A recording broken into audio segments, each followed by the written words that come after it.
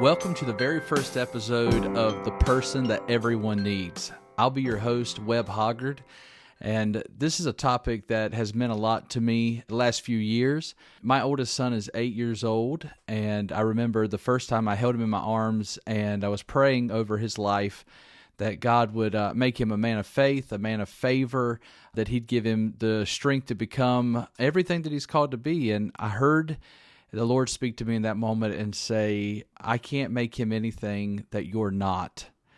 And so if you want your boy to be a man of faith, you need to start exercising faith. If you want your boy to exercise honor, you'll need to do that. And so as I was encouraged in those moments, I went to the story of Jonathan, who is one of my favorite Old Testament characters, and really begin to study his life. And I feel like Jonathan is the kind of man that gives us a template of the type of person that everyone needs. So I'm excited that you're coming along with me. I would love for, as you listen to this podcast, it would sound like we are across the table from one another and drinking coffee with one another, perhaps feeling like a friend or a father figure of some sort, just giving you a little bit of encouragement that you can make it, you can keep going, you can get stronger, you can get better, you can be the person that somebody else desperately needs. Today's episode, I want to talk to you about the three factors that every person desperately needs in a friend. The first one is the person that everyone needs is a person who is whole, who is complete. The word peace that we get out of the Word of God, shalom, is how they reference it often in Hebrew culture. It's the idea of completeness, that there is nothing missing, nothing broken from. It is you have everything that you need.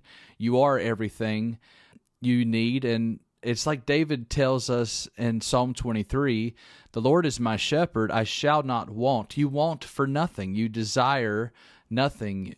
You are complete in the person that you are. Now that takes time. That takes a lot of time to receive this level of peace.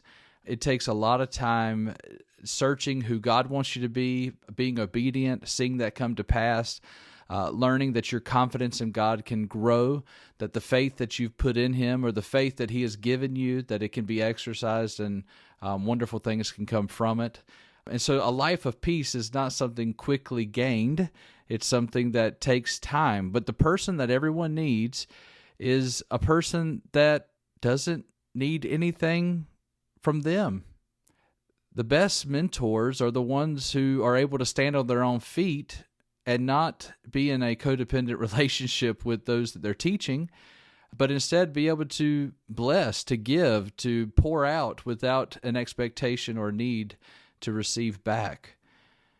Now, that doesn't mean that they receive nothing ever. Obviously, obedience and encouragement and love and respect and honor and gifts and all those things definitely come to those. But if you are only going to mentor people out of your need for approval, you will never mentor them into the type of person that they could become. If your level of discipleship is based on your need, then the person that you're discipling is going to lack, because true love needs nothing. True love, which is where real discipleship comes to pass, it doesn't need a crowd, it doesn't need a number, it doesn't need the person. It needs only to fulfill the destiny God has given them, and that is to help others.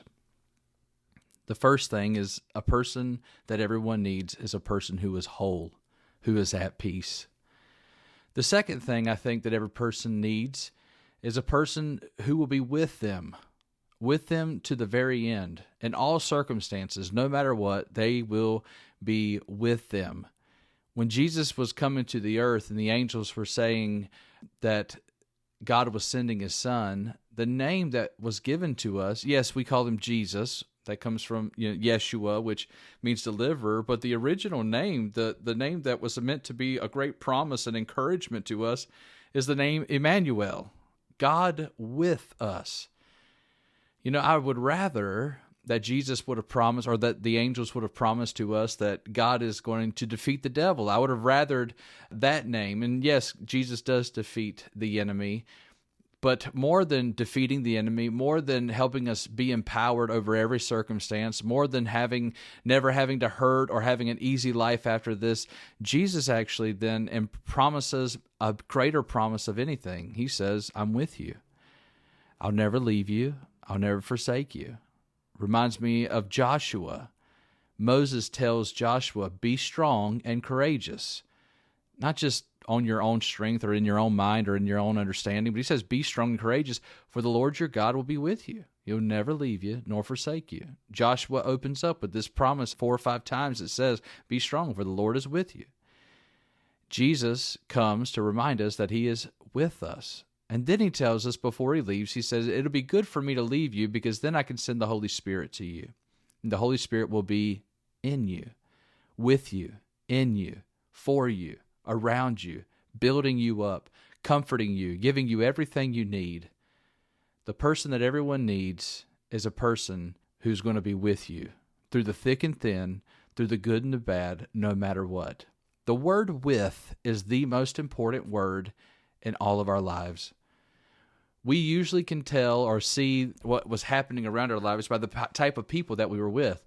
Our school days are often measured not by our grades or by the clubs that we were in, but by the people that we sat with. We remember teachers that blessed us. We remember friends that we loved.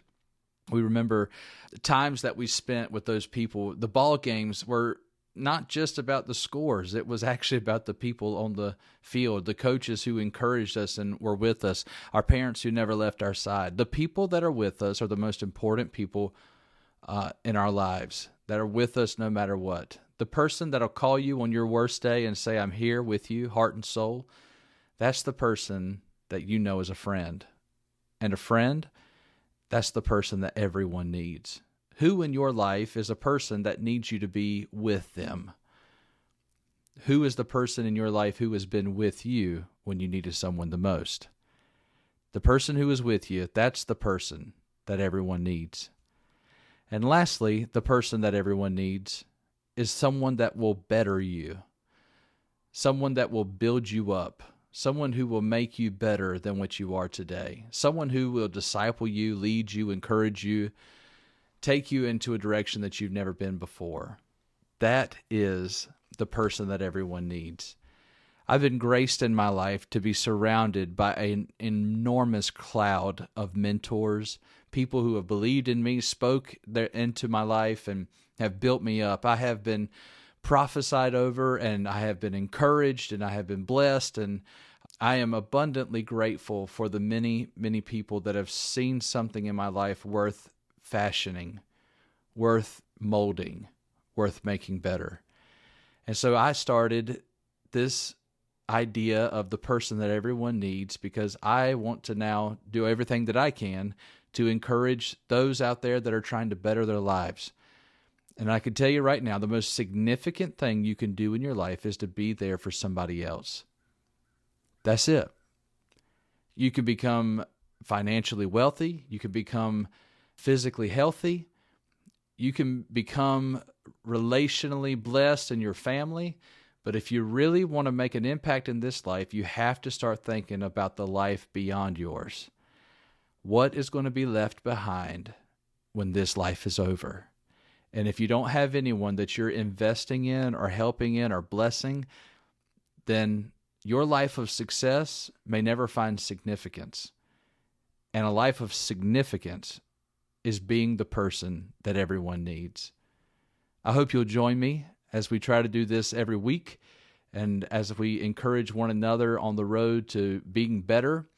May we be people who are whole, people who stick with those who need us, and then people who are making better everyone around you. Thank you so much for joining me this week, and we'll see you next week.